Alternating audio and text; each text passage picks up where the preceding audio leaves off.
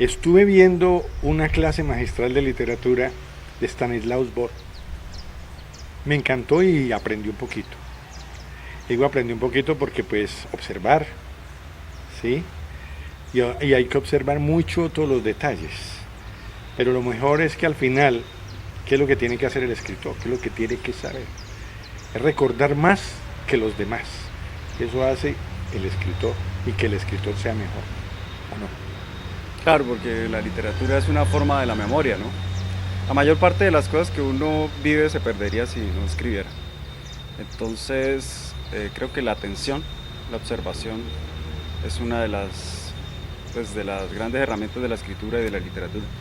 Y el escuchar también, que es la segunda lección de la clase magistral de literatura, el escuchar porque había un corrido y al final del corrido, pues el corrido enseña más que muchas novelas sicariales.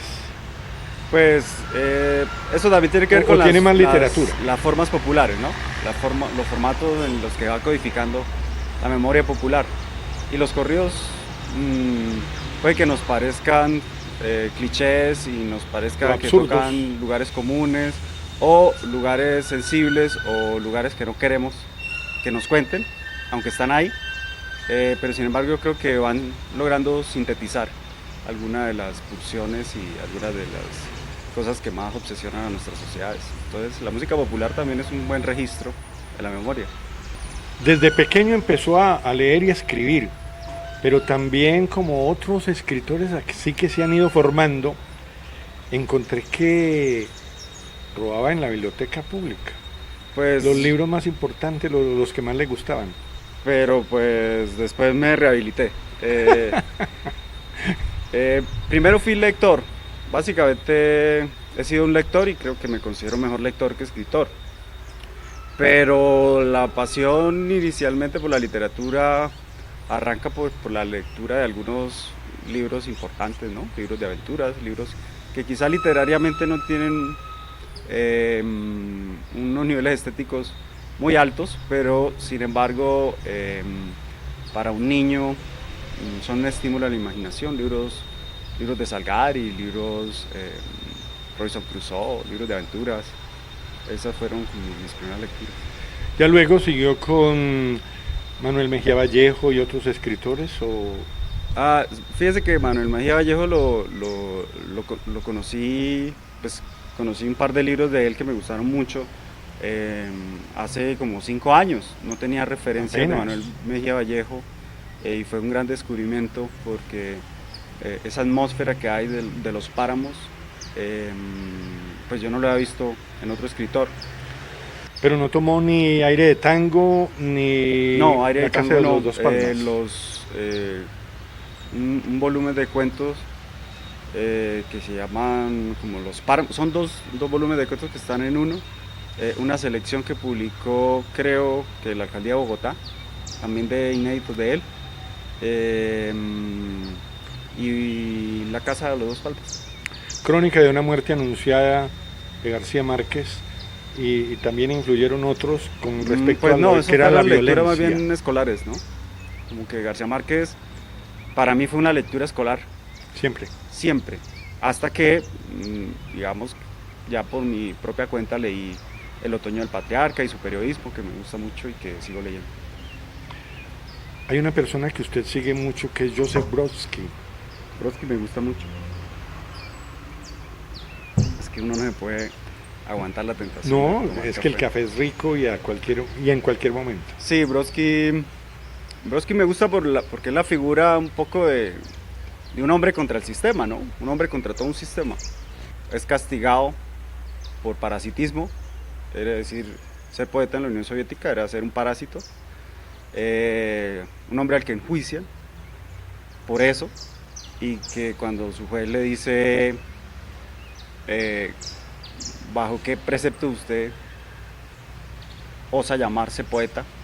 Brodsky le contesta algo así como: por los mismos preceptos por los que usted se llama hombre. Eso hace parte de lo que llamamos escritores marginales. Es un proscrito realmente, un hombre encarcelado y obligado a trabajos forzados, que pegando tejas en una casamata por allá en Siberia descubre una tapa de los Beatles y descubre Estados Unidos, y en un ensayo dice: los Beatles hicieron más por la caída de la Unión Soviética que Gorbachev. Y con solo esa imagen del rock y esos pelos alocados, Brodsky decide que su lugar es Estados Unidos y se va, ¿no? Hay algo muy interesante y es hablar de la crítica literaria. ¿Para usted qué es la crítica literaria? Pues para mí es una especie de deformación que me dejó el paso por la universidad, porque empecé a leer de una manera intertextual, de una manera más cercana como lee de pronto un escritor que está aprendiendo a escribir, y ese encanto que tenía por la lectura cuando era más joven y más inocente, entre comillas, entre grandísimas comillas, se derrumba un poco por querer saber qué hay más allá de los textos, ¿no? ¿Qué sentido profundo puede tener un texto y cómo está hecho? Entonces la crítica literaria lo que me ha permitido es leer más a fondo, pero pues en realidad no soy un crítico de toda regla.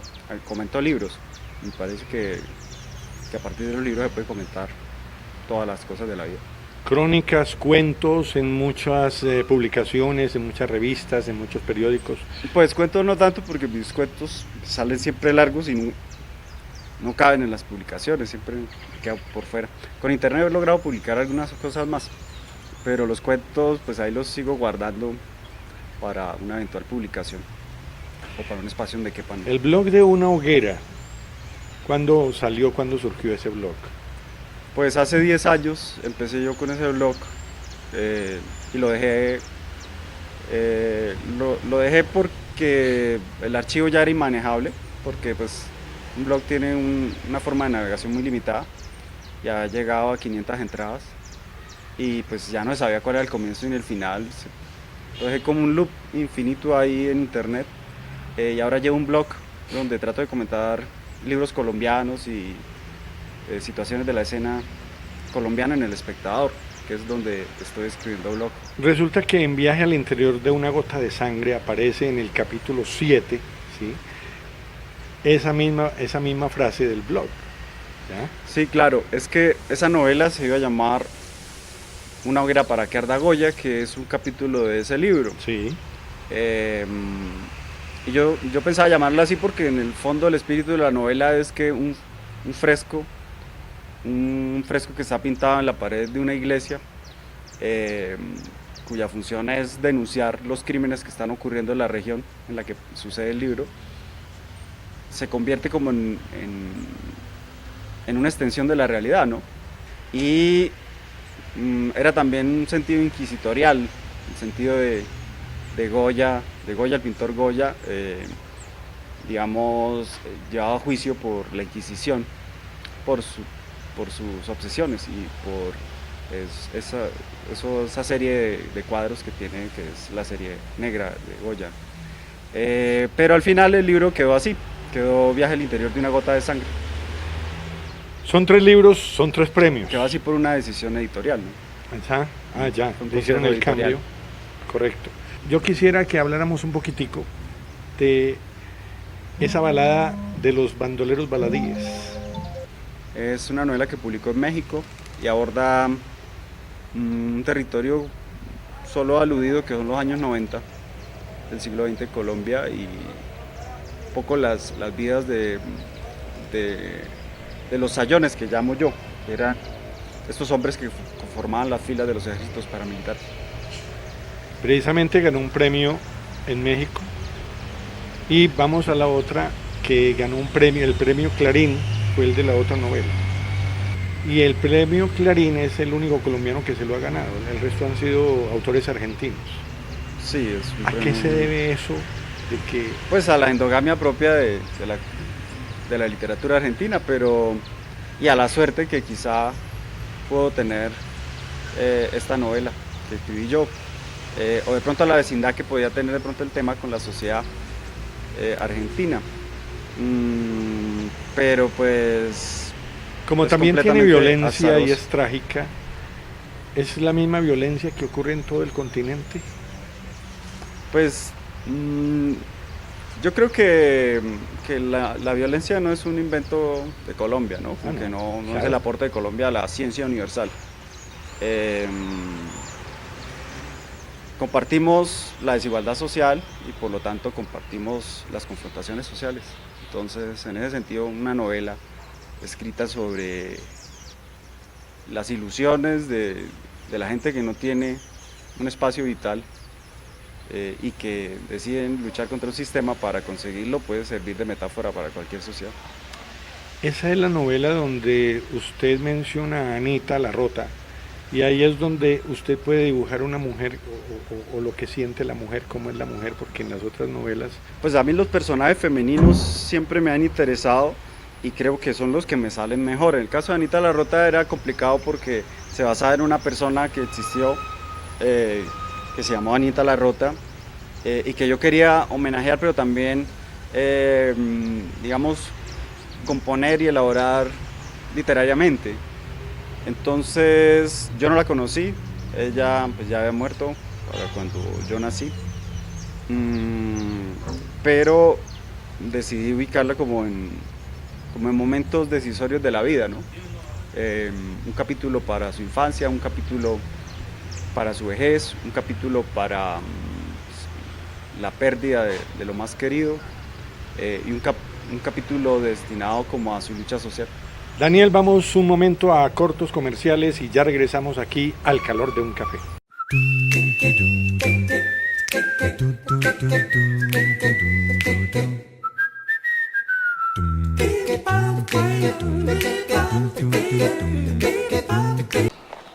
Desde pelado se veía que este chino era un berraquito. Imagínese que cuando la mula se le cansaba, él cargaba los costales y la mula y arrancaba arriado. Una vez encalló una ballena en la playa y ajá, él solito la devolvió al mar. Le tenía un miedo que cuando escuchaba el nombre de él salía corriendo el ratón.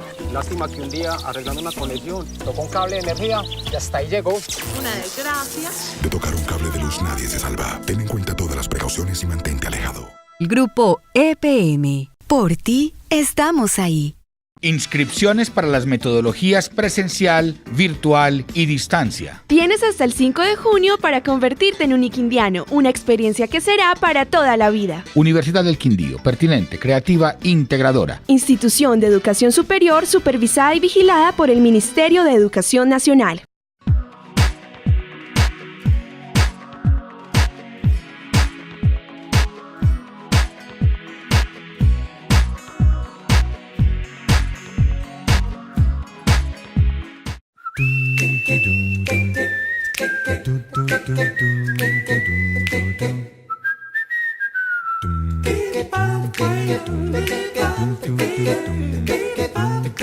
En esta obra, Viaje al interior de una gota de sangre, se refleja todo el paramilitarismo que hubo en una época o que ha habido en el país. Además de mostrar esa violencia que no se sembró acá, sino que ha venido todo el tiempo. ¿Usted qué quiere mostrarle al público, al lector? Yo no creo que se centre solo en el fenómeno paramilitar. En ningún momento del libro los llama paramilitares. Incluso cuando se refieren a los que son señalados como cómplices de los grupos guerrilleros, entre comillas, porque tampoco están mencionados como grupos guerrilleros, sino los personajes acusadores dentro del libro se refieren a ellos como los comunistas, que es un... Como el sacerdote. Sí, en el caso del que sacerdote. es una etiqueta de la extrema derecha que se sigue usando, aunque ya no se sepa ni siquiera qué significa. Yo lo que quería mostrar era como las tensiones entre esas dos facciones y la vida cotidiana de un pueblo que estaba lleno también de rencillas, de pequeñas deudas, que es lo que incrementa en las guerras civiles. Y la guerra, digamos, se vuelve una licencia también para cobrarnos las deudas. Es también lo que sucedió o ha sucedido en muchos caseríos y pueblos de Colombia, donde el reinado del pueblito, las 3 reinas, las niñas que van a representar a sus sectores, y llegan de pronto 2 jeeps llenos de tipos enmascarados o encapuchados y buscan a ciertos personajes, viene la lista, todo esto, eso lo refleja usted con base en todas esas masacres que ocurrieron. Pues el reinado parecería que fuera un cliché, pero lo interesante no es el reinado, sino el modus operandi de cómo entraban estos comandos, pues, entrenados en predios de Puerto Boyacá por mercenarios internacionales y que empezaron a hacer las primeras matanzas espectaculares para control del territorio, que fueron las de las autodefensas del nordeste antioqueño y la autodefensa del Magdalena Medio. Y también menciona algo de los contrabandistas que iban de Venezuela a Medellín. Eso me recordó una noticia que figuró hace unos años en los periódicos y en la televisión. Se dio un asesinato, una masacre de 13 personas, si no estoy mal, que iban de Venezuela a Medellín. Es que en la memoria del dolor de esta tierra castigada pasa que muchas veces una masacre oculta otra, ¿no? O un hecho de sangre está ocultando una cadena de hechos de sangre anteriores. Ese episodio pues impactó mucho en la región en la que yo vivía.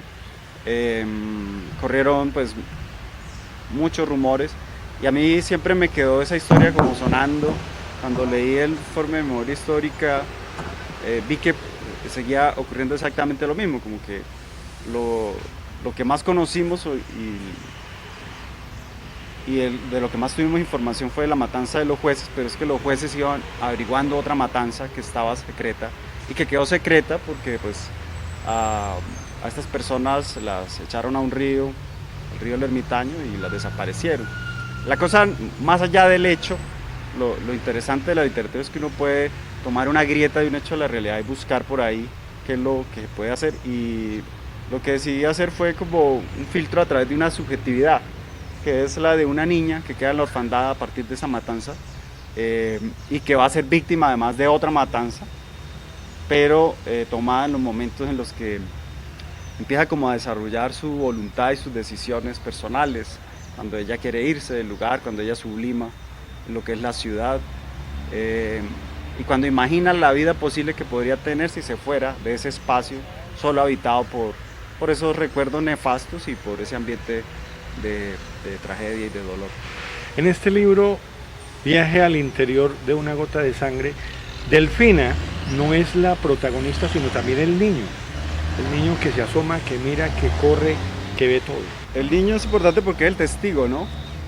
De todas maneras, el testigo creo que es una figura que crea una relación distinta con los hechos narrativos.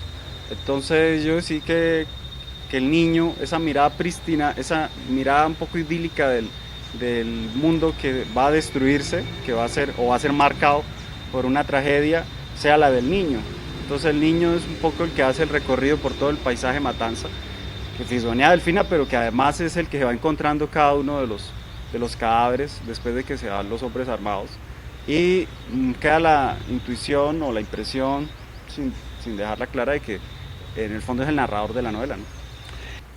Cambio de tema. ¿Por qué Nikolaus Bor? Stanislaus Bor. Pues los seudónimos son pues la posibilidad de ser otro, ¿no? De tener también otra subjetividad, pero básicamente es un nick de internet que uso para que empecé a ponerlo como la firma del blog, y que se me volvió una personalidad doble en internet, que es capaz de decir las cosas que yo no diría porque no me interesa dar ciertas batallas. Hay batallas que ya no doy, pero este personaje en algún momento pretendía como enfrentarse a lo que él consideraba el poder, ¿no? El poder también literario, el poder político, pero de su región, porque es muy fácil decir que estamos en contra de Venezuela y que nos duele Venezuela y que nos duele México y que nos duele las matanzas de los terroristas en Europa, como que eso es muy fácil, pero ponerse a los poderes que lo afectan a uno, eso es más complicado y tiene más riesgos. ¿En qué se parecen Stanislaus Bor y Daniel Ferreira? En nada. En nada. ¿Y en qué se diferencian? En los gustos literarios, por ejemplo, son distintos. Los gustos gastronómicos son distintos.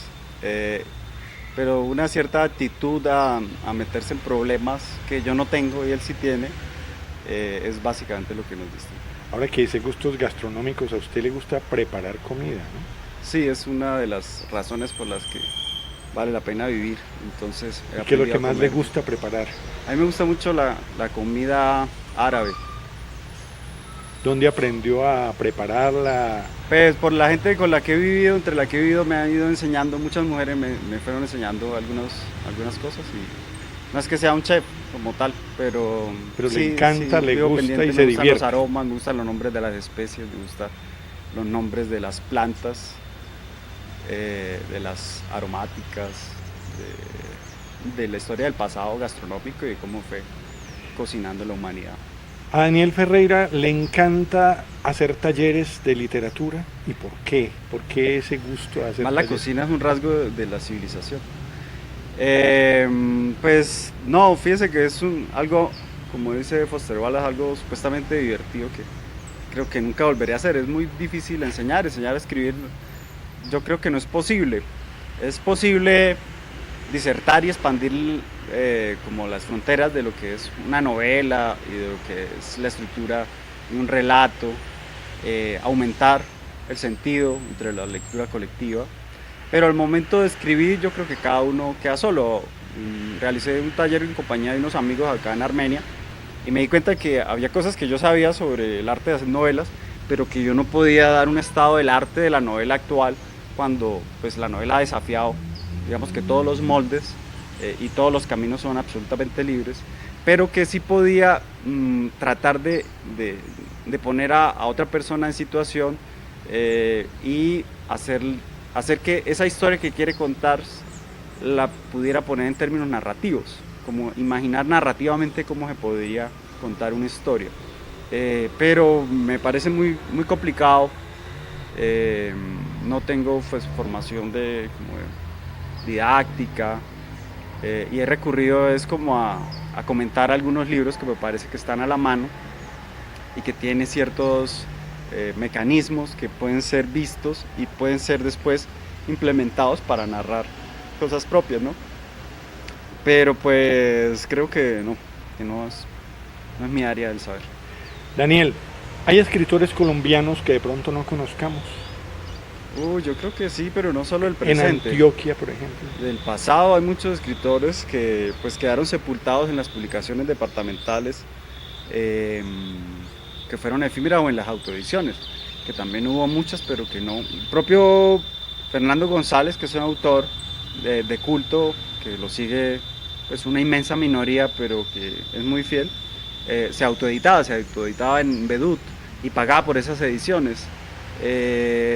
Y aún así le censuraban fragmentos y le censuraban palabras, pero muchos otros escritores no corrieron la suerte y hay alguna literatura que valdría la pena que fuera rescatada ahora que hay un cierto boom de editoriales independientes. En mi región, por ejemplo, la figura de Jesús Zárate Moreno, pese a haber ganado el Premio Planeta ya de forma póstuma, con una muy buena novela que se llama La Cárcel, aún así sigue siendo un autor desconocido pese a ser uno de los grandes cuentistas de este país. Y me imagino que en cada región hay un autor por descubrir.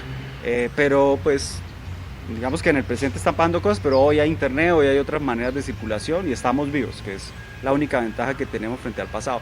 Pero el pasado está ahí esperando por nosotros para rescatar esos nombres y para rescatar esas obras. Daniel, empezamos hablando de pentalogía, pero vamos en trilogía. ¿Los otros dos cuándo vienen y cuándo se van a conocer? Pues estoy ya trabajando en la edición del cuarto volumen, que es una novela que se llama Miedo a morir en el eclipse y ocurre en el año 1900. Sí, va a un punto del pasado. Hacia atrás. Daniel Ferreira, mil gracias por haber estado con nosotros al calor de un café. Vio que era cortico, no era ningún problema. Al calor de un café, le agradece enormemente el haber estado con nosotros y que los televidentes conozcan un poco más de la obra de Daniel Ferreira. Gracias.